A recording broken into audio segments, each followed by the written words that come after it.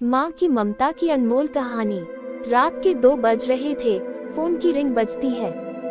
26 साल का आनंद नींद से जाग बड़ा खुश होकर फोन को रिसीव करता है।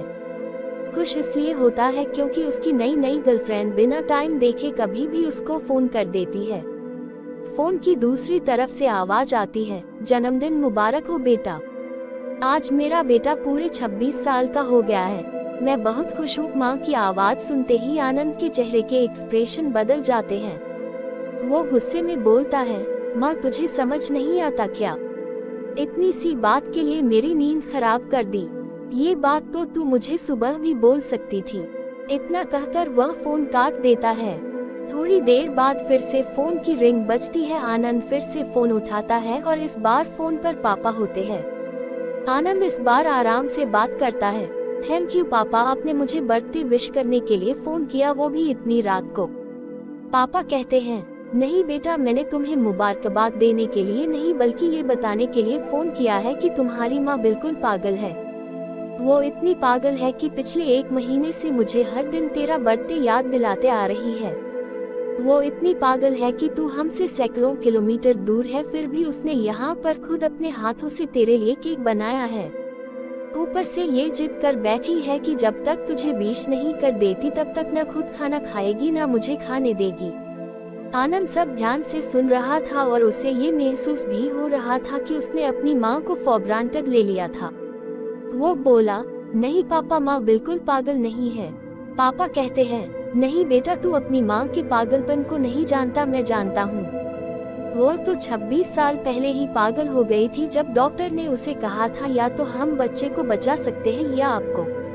उसने बिना 1 सेकंड भी सोचे बच्चे को बचाने का फैसला ले लिया और मुझे भी कसम देकर उस फॉर्म पर साइन करने के लिए मना लिया था जिस पर लिखा था उसकी जिंदगी इस ऑपरेशन से खतरे में और अगर उसे कुछ होता है तो उसके जिम्मेदार डॉक्टर नहीं होंगे।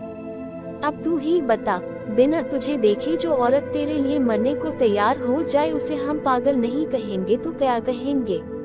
इतना कहकर पापा ने भी फोन रख दिया। आनंद ने भी अब यह महसूस किया था कि वह जो कर रहा था वो भूल नहीं, गुनाह था।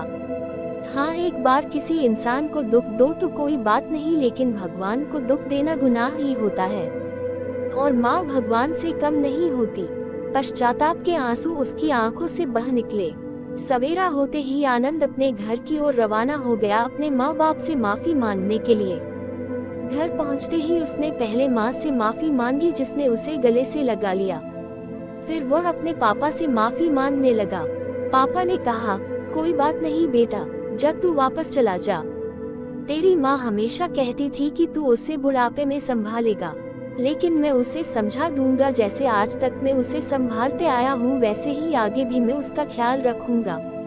उसे भी यह समझ लेना चाहिए, जो बेटा उसके एक फोन करने से परेशान हो जाए वह उसे उम्र भर क्या संभालेगा। बाप की ऐसी कड़वी बातें सुन आनंद की आंखें बहने लगी। वो सर झुकाए अपने बाप के सामने चुपचाप खड़ा रहा। अपने बेटे को परेशान देख माँ आगे आती है और पापा को कहती है, जाने दीजिए, माफ कर दीजिए, हमारा ही बेटा है। माँ की ममता का मोल ना कोई लगा पाया था ना कोई लगा पाएगा।